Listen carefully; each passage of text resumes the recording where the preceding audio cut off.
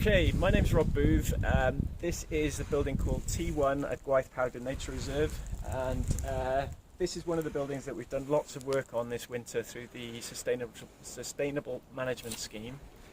And first of all, it's got a new roof. So these slates are recycled slates from Blaenau Ffestiniog, just 15 miles up the hill.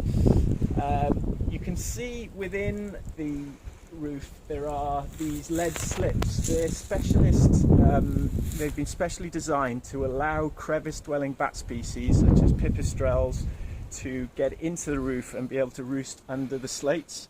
They won't have access to the building itself, but all they need is a nice, safe, warm environment to roost in at all times of year. They might hibernate, they might use it during the summer, so that's new habitat that we've created for them. Also, you'll see the fascias along just underneath, the fascia boards underneath have a gap roughly just under an inch that the bats crevice-dwelling bats can also get up and behind. So that's again additional habitat that we've created for them.